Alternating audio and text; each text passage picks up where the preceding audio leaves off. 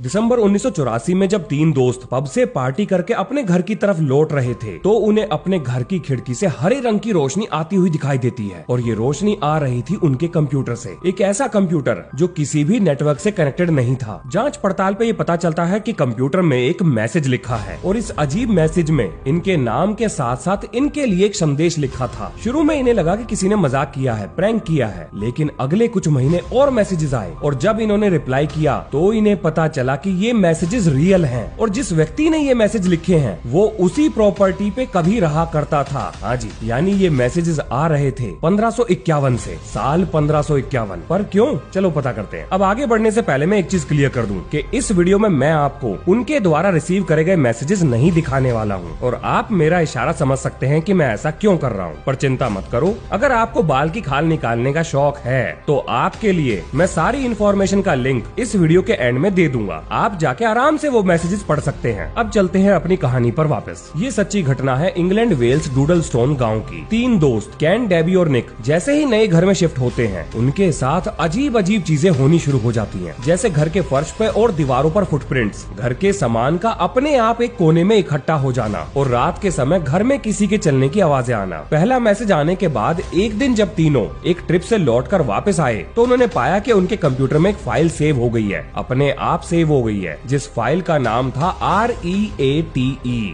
अब कैन क्योंकि एक हाई स्कूल का टीचर था तो वो मैसेज को प्रिंट कराकर अपने स्कूल ले गया और अपने एक दोस्त यानी लिटरेचर टीचर को वो मैसेज दिखाए ताकि वो उन मैसेजेस से कोई सेंस बना सके, यानी कि उनका कोई मीनिंग बना सके। जो मैसेजेस ये लोग रिसीव कर रहे थे वो बहुत ही ऊट पटांग इंग्लिश में लिखे थे जिनका कोई ज्यादा लॉजिक बन नहीं रहा था। अब कैन को ऐसा लगता है कि अगर वो मैसेज रिसीव कर सकता है तो क्या वो मैसेज भेज सकता है, और वो टाइप करता है। अब कैन कंप्यूटर पर टाइप करके उस इंसान से सारी इंफॉर्मेशन मांगता है जो ये मैसेज भेज रहा था, कि वो कौन है, कहां से है, वो मैसेजेस क्यों भेज रहा है, उन्हें ही क्यों भेज रहा है, और वो कैसे यकीन करें कि जो इंसान इन मैसेजेस को भेज रहा है वो 1541 से है। अब ये तीनों कंप्यूटर को ऑन करके वहां से चले जाते हैं इस उम्मीद में कि जब ये वापस आएंगे तो शायद इन्हें इनके सवालों के जवाब मिल जाए। और जवाब आया, बिल्कुल आया। उस मैसेज में वो सारी चीजें बताता है कि कैसे वो 1541 में अपने परिवार के साथ उसी प्रॉपर्टी पे रहता था जिस प्रॉपर्टी पे आज वो तीनों रह रहे हैं। वो ये भी बताता है कि उसका घर लाल पत्थरों से बना हुआ था, लेकिन कमाल की बात ये थी कि उस पूरी सोसाइटी में एक भी घर लाल पत्थर से बना हुआ नहीं था। अब देखो, इन तीनों ने मिलकर ये घर खरीद तो लिया लेकिन इसकी हालत खराब थी, तो ये लोग इसे रेनोवेट करने का सोचते हैं और जब ये गार्डन को खोदकर उसे दोबारा रीस्ट्रक्चर कर रहे थे तो इन्हें पता लगता है कि इनके घर की किचन के नीचे एक स्ट्रक्चर बना हुआ है और कमाल की बात ये है कि वो स्ट्रक्चर लाल पत्थरों से बना हुआ था। अब जैसे इन तीनों को ये बात पता चलती है कि इनके घर के नीचे लाल पत्थरों का स्ट्रक्चर है तो ये घबरा जाते हैं। कोई भी घबरा जाएगा। आखिर एक इंसान 1541 से कंप्यूटर में इन्हें मैसेज भेजकर ये बता रहा है कि इनके घर के नीचे लाल पत्थरों का स्ट्रक्चर है, तो ऐसी घटनाएं रोज रोज तो होती नहीं है, तो इंसान घबराएगा ही। अब अगर आप ये भी सोच रहे हैं कि 1541 में तो कंप्यूटर भी नहीं थे, तो स्क्रीन के दूसरी साइड बैठा वो इंसान ये मैसेज आखिर भेज कैसे रहा था? तो अगर आप ये सोचकर परेशान हैं, तो जो अब मैं बताने जा रहा हूँ उसे सुनने के बाद तो आप उछल ही पड़ेंगे। अब क्योंकि आगे चीजें कंफ्यूजिंग हो सकती हैं, तो इसलिए मैं आपको यहाँ पर बता दूं कि साल 1541 से मैसेज भेजने वाला इंसान था लूकस। हाँ जी, वो अपना नाम लूकस बताता है। और जो तीन लोग मैसेज रिसीव कर रहे थे वो थे कैन, डेबी और निक। अब लूकस को ये बात नहीं पता थी कि वो जिन लोगों को मैसेज कर रहा है वो किस साल से हैं, किस ईयर से हैं। तो कैन यहाँ पर लूकस को बताता है कि वो 1985 से है और ये सुनते ही पूरी कहानी पलट जाती है। लूकस कैन को मैसेज में बताता है कि तुमने मुझे बताया कि तुम 1985 से हो, लेकिन मैं तो तुम्हें तुम्हारे दोस्त की तरह 2109 से समझ रहा था। इसका मतलब ये हुआ कि लूकस 2109 में किसी और से भी बात कर रहा था। अब क्योंकि आपको कंफ्यूजन ना हो तो मैं दोबारा बता देता हूँ कि लूकस था वो आदमी जो 1541 से मैसेज कर रहा था और कैन, डेबी और निक वो तीन लोग थे जो 1985 में लूकस के मैसेज का रिप्लाई कर रहे थे। लेकिन लूकस यहाँ पर यह भी बताता है कि वो सन 2109 में किसी और से भी बात कर रहा था और वो इन तीनों को भी सन 2109 से ही समझता है। अब यहाँ से एक चीज तो क्लियर हो गई कि इन तीनों के कंप्यूटर के साथ जो भी अजीब चीज हुई थी वो ना सिर्फ भूतकाल में यानी कि पास्ट में कम्युनिकेशन का माध्यम बनी थी, बल्कि यही सेम कंप्यूटर भविष्य में भी कम्युनिकेट कर सकता था। अब ये बात पता करने का एक ही तरीका था, वो था सन 2109 में उस इंसान को मैसेज करना जो लूकस के साथ किसी तरह से जुड़ा हुआ था। और ये लोग मैसेज कर देते हैं तो क्या रिप्लाई आया? आया? बिल्कुल आया। अब जिन लोगों को कंफ्यूजन हो गया है उन्हें मैं बता दूं कि इन तीनों के कंप्यूटर ने 2 वे कम्युनिकेशन ओपन कर दिया था, यानी कि वो पास्ट में भी बात कर सकते थे और फ्यूचर में भी बात कर सकते थे, अलग अलग इंसानों से बात कर सकते थे। अब 2109 से जो मैसेज ये लोग रिसीव करते हैं उसमें साफ साफ लिखा था कि उनकी बातचीत का एक मकसद है जो भविष्य से जुड़ा हुआ है। हालांकि अभी तक इन तीनों में से किसी को भी ये बात समझ में नहीं आई थी कि आखिर ये चल क्या रहा है और इस चीज का क्या मकसद हो सकता है। दिन बीतने के साथ साथ इनके घर में होने वाली हलचल वो भी बढ़ती जा रही थी, यानी अब पूरी रात को इनके घर में चहलकदमी की आवाजें आती थी और ढूंढने पर इन्हें कुछ भी नहीं मिलता था। हर जगह पैरों के निशान, दीवार पर चौक से मैसेज लिखा होना, सामान का एक कोने में इकट्ठा हो जाना, घर के किसी एक कोने का तापमान इतना कम हो जाना कि सांसों से निकलने वाली हवा साफ साफ देखी जा सकती थी, जैसे ठंड होने में मुंह से धुआं निकलता है, बिल्कुल वैसे ही। ये रोज की घटना हो गई थी। इसके बाद हद तो तब हो जाती है जब फर्श और दीवारों पर मैसेज के साथ साथ लूकस का नाम भी लिखा आने लगा। ये सब देखने के बाद निक घर को छोड़कर चला जाता है और कैन और डेबी पड़ोस में ही एक दूसरा घर रेंट पर ले लेते हैं ताकि वो रात को आराम से सो सके। अब क्योंकि ये सारी चीजें बहुत ज्यादा डिस्टर्बिंग थी तो डेबी अपने स्तर पर इन्वेस्टिगेशन शुरू करती है। जब वो उस लोकल एरिया का मैप निकालती है तो उसे पता लगता है कि जिस घर में ये सारी अजीब अजीब चीजें हो रही हैं वो ले लाइन पर बना था। अब देखो ले लाइन क्या चीज होती है, अगर मैं इसे एक्सप्लेन करूंगा तो ये वीडियो बहुत लंबी हो जाएगी। इसके बारे में आप इंटरनेट में पढ़ सकते हैं पर मैं शॉर्ट में बता देता हूँ। अब देखिए, धरती पर ले लाइन 2 स्ट्रक्चर्स के बीच में अलाइनमेंट का काम करती है। ऐसे स्ट्रक्चर्स जो या तो खुद ऊर्जा पैदा कर सकते हो या किसी बाहरी सोर्स से ऊर्जा खींच सकते हो, जैसे पिरामिड्स, स्टोनहेंज और ऐसी चीजें जिनकी एक्सप्लेनेशन विज्ञान के पास नहीं है, वो सारी चीजें ले लाइंस पर ही बनी हुई हैं। अब जैसे ही डेबी को ये बात पता चलती है तो उसे ऐसा लगता है कि उसके चारों तरफ कोई है, कोई उससे बात करने की कोशिश कर रहा है। अब इस चीज से वो लोग इतने डर जाते हैं कि वो सोसाइटी ऑफ साइकिक रिसर्च से संपर्क करते हैं, जिनका मकसद ये था कि या तो वो ये एक्सप्लेन करें कि इस अजीब घटना के पीछे क्या लॉजिक है या फिर इस घटना को सच मानकर पूरी दुनिया के सामने लाने के लिए उनकी मदद करें। अब पहले मैं थोड़ा सा उनके बारे में बता देता हूँ कि सोसाइटी ऑफ साइकिक रिसर्च आखिर है क्या। तो देखिए भैया, इंग्लैंड में भूत प्रेतों को पकड़ने वाला जो डिपार्टमेंट है या उन्हें डिबंक करने वाला जो डिपार्टमेंट है, उनकी पोल पट्टी खोलने वाले लोग वही लोग सोसाइटी ऑफ साइकिक रिसर्च कहलाते हैं, जो आज भी मौजूद है। इंग्लैंड वालों को भूतों से कुछ ज्यादा ही प्रेम है। अब इन लोगों ने कैन और डेबी को अलग कमरे में बिठाकर उनके कंप्यूटर में कुछ सवाल पूछे जिनके बारे में इन दोनों को बिल्कुल भी नहीं पता था और जवाब आया, बिल्कुल आया। अब यहाँ से ये बात तो साबित हो गई थी कि ये लोग झूठ नहीं बोल रहे थे, लेकिन सोसाइटी ऑफ साइकिक रिसर्च को ऐसा लगता है कि इस घर में बहुत ही डेलिकेट माइक्रोफोन जगह जगह लगे हुए हैं जिनकी मदद से शायद इनकी बातें सुनाई दे रही हों। वो लोग पूरा घर छान मारते हैं, हर एक चीज वो खोल डालते हैं, लेकिन उन्हें कोई भी माइक्रोफोन नहीं मिलता। सोसाइटी ऑफ साइकिक रिसर्च के पास इस चीज का कोई भी जवाब नहीं था कि आखिर ये सब हो क्यों रहा है। अब कैन का एक दोस्त जो कि हाई स्कूल में कैन के साथ टीचर था, वो कैन से उनके घर आने के लिए कहता है क्योंकि वो भी जानना चाहता था कि आखिर उनके घर में चल क्या रहा है। अब जैसे ही वो उनके घर पहुंचता है और एक जगह बैठता है तो उसे ऐसा लगता है कि उसे बहुत ठंड लग रही है, लेकिन जब वो अपनी जगह बदलता है तो वहाँ का तापमान नॉर्मल हो जाता है। अब घर की अलग अलग जगहों पर तापमान बहुत तेजी से बदल रहा था, कभी बहुत ज्यादा ठंडा और कभी बिल्कुल नॉर्मल। ये तीनों इस चीज से परेशान ही थे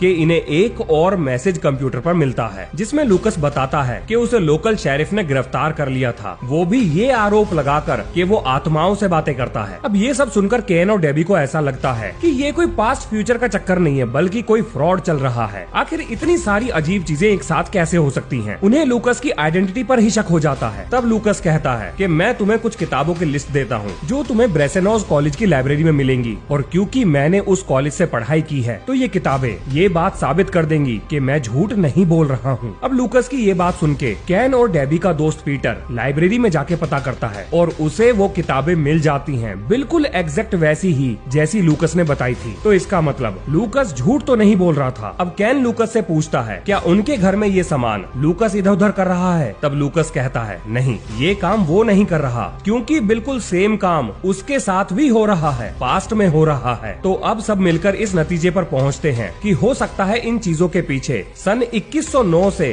बात करने वाले इंसान का हाथ हो, यानी जो फ्यूचर से बात कर रहा था। अब यहाँ पर मैं आपको एक बात और बता दूं कि फ्यूचर से बात करने वाले व्यक्ति ने कैन और लूकस दोनों को वार्निंग दी थी कि वो एक दूसरे को अपनी ट्रू आइडेंटिटी ना बताएं, पर ऐसा क्यों, ये उसने कभी नहीं बताया था। अब लूकस कैन को एक आइडिया देता है कि वो कंप्यूटर के बराबर में पेन और पेपर रखकर छोड़ दे और अगले दिन उस कागज पर लूकस ने अपना अपना असली नाम लिखा हुआ था, जो था थॉमस होवार्डन। अब कैन, डेबी और पीटर के हाथ उस व्यक्ति का नाम लग गया था जिससे वो बातें कर रहे थे। उन्हें ये भी पता चल गया था कि वो किस यूनिवर्सिटी से पढ़ा है, तो उसके बारे में जांच पड़ताल करना अब उतना मुश्किल नहीं रह गया था। अब ये सारी चीजें उस व्यक्ति को, जो कि 2109 से बात कर रहा था, बिल्कुल भी पसंद नहीं आती और वो कैन और डेबी के लिए एक मैसेज छोड़ता है जिसमें वो कहता है कि तुम लूकस से बात मत करो, ये मिशन के लिए अच्छा नहीं है। जैसे जैसे वो थॉमस के बारे में और ज्यादा जान रहे थे, उन्हें ये भी पता लगा कि 2109 ने थॉमस के द्वारा भेजे गए मैसेज के साथ टेम्परिंग भी की थी। बहुत सारी जानकारी जानबूझकर गलत कर दी थी ताकि थॉमस की असली आइडेंटिटी कैन और डेबी को ना पता लगे। पर ये सब हो क्यों रहा था? अब यहाँ पर एक और चीज हुई। सोसाइटी ऑफ साइकिक रिसर्च, जो कि कैन और डेबी के घर में होने वाली अजीब घटनाओं की रिसर्च कर रहे थे, उन्होंने पेपर में एक आर्टिकल लिख दिया कि इन दोनों के घर में कुछ भी पैरानॉर्मल नहीं हो रहा है, बल्कि ये इनकी दिमागी उपज है और इसके पीछे इन हाई स्कूल टीचर्स का ही हाथ है। अब ये चीज कैन और डेबी के लिए बहुत डिस्टर्बिंग थी, तो वो सीधा साइकिक रिसर्च सोसाइटी से संपर्क करते हैं, जहां उन्हें पता लगता है कि इस तरह का कोई भी केस कभी रजिस्टर ही नहीं हुआ,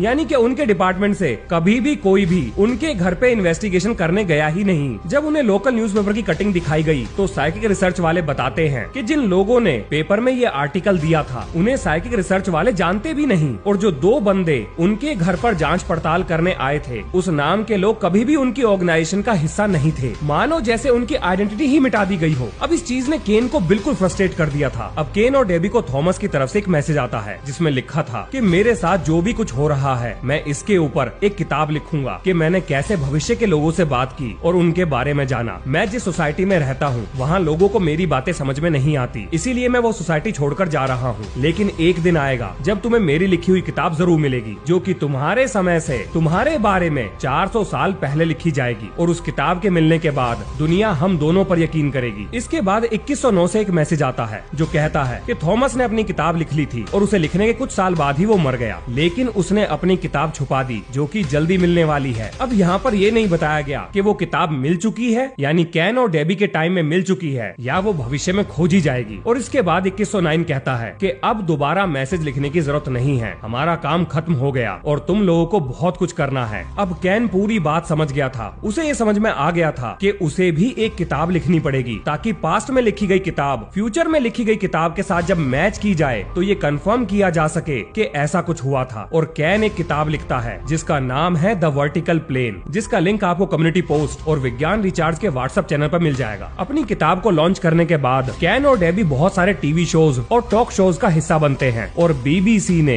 इसके ऊपर एक डॉक्यूमेंट्री भी रिलीज करी है जिसका नाम है द अनएक्सप्लेन्ड, यानी जिसे समझाया ना जा सके। अब जरा बात कर लेते हैं कि जिस घटना का हमने जिक्र किया है उसमें कितना फैक्ट है और कितना फिक्शन। बोले तो कौन कौन सी चीजें ऐसी हैं जिसको बिल्कुल हम 100% वेरीफाई कर चुके हैं। सबसे पहले बात करते हैं पीटर टिंडर की। तो पीटर टिंडर वो कैरेक्टर है जिसने ऑक्सफोर्ड की किताबें, मैसेजेस में जो वर्ड लिखे थे उनके मीनिंग, इन सारी चीजों को पूरी डिटेल के साथ वेरीफाई किया था। और पीटर ने ऑन रिकॉर्ड ये बात कही है कि जिस लैंग्वेज में वो मैसेजेस लिखे गए थे उसमें जिन शब्दों का इस्तेमाल किया गया था उनको फेक करना लगभग नामुमकिन है, वो फेक हो ही नहीं सकते। ये बात पीटर ने बीबीसी के इंटरव्यू में कही है। It was very real. That's all I'm saying, Richard. It was very close.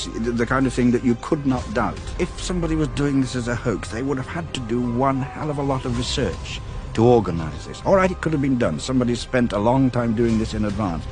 But what for? अब ये जो किताब पब्लिश हुई थी इसमें एक चीज और लिखी थी, वो ये कि 2109 ने कैन से ये कहा था कि उसके लाइफ टाइम में फॉर्मेट्स की लास्ट थ्योरम सॉल्व हो जाएगी। फैराडे फॉर्मेट एक मैथमेटिशियन थे और उनकी थ्योरम को सॉल्व करने के लिए मैथमेटिशियंस ने 350 साल लगा दिए, पर वो सॉल्व नहीं हुई। पर 1995 में वो थ्योरम सॉल्व हो गई। अब इस बात का क्या मतलब हुआ? इस बात का मतलब ये हुआ कि सन 2109 से बात करने वाला इंसान बिल्कुल सच कह रहा था। अब अगर ये सारी घटनाएं मनगढ़ंत होती तो इतना एक्यूरेट तुक्का लगाना बहुत बड़ी बात थी। इसके अलावा 2109 ने स्पेस के कुछ कोऑर्डिनेट भी बताए थे कि ये कोऑर्डिनेट मनुष्यों के लिए भविष्य में बहुत ही काम के होंगे, और रिसेंटली ही उन्हीं कोऑर्डिनेट्स पर एक क्वेजार मिला है। आपको याद होगा कि मैंने बीच में बताया था कि थॉमस ने ये कहा था कि उसे एक शेरिफ ने गिरफ्तार कर लिया है, और जिस शेरिफ ने उसे गिरफ्तार किया था, जब उसके नाम के बारे में पता किया गया तो पता लगा कि वाकई में ही उस नाम का शेरिफ उसी जगह का शेरिफ था। स्पेलिंग में फर्क था लेकिन नाम का प्रोनाउंसिएशन बिल्कुल सेम था। अब देखिए इस कहानी से बहुत सारी इन्फॉर्मेशन मैंने आपको नहीं बताई है, जैसे कि इस कहानी में गैरी लॉ नाम का एक कैरेक्टर था जिसका नाम और फोन नंबर सन 2109 वाले इंसान ने केन को दिया था, जिसे वो लोग अपने यहाँ बुलाते हैं, और वो यूएफओ इन्वेस्टिगेटर था जो कि 2109 वाले इंसान से बात करके अचानक से गायब हो जाता है। और इस बुक के रिलीज होने के बाद वो इंसान भी मीडिया के सामने आकर कहता है कि जो भी इस किताब में लिखा है इसका एक एक शब्द बिल्कुल सही है। अब जानते हैं मेरे विचार। देखिए मुझे नहीं मालूम कि इसमें कितना सच है और कितनी कहानी, लेकिन एक बात कह सकता हूँ, जबरदस्त इंटरेस्टिंग स्टोरी थी। विज्ञान में ऐसी बहुत सारी चीजें हैं जिनका जवाब अभी भी हमारे पास नहीं है। हमें बहुत कुछ जानना है और क्या पता भविष्य में हमें हमारे सवालों के जवाब मिल जाए। तो इसी नोट के संग ये है इस वीडियो का अंत। मिलते हैं नेक्स्ट वीडियो में। जय हिंद, जय भारत।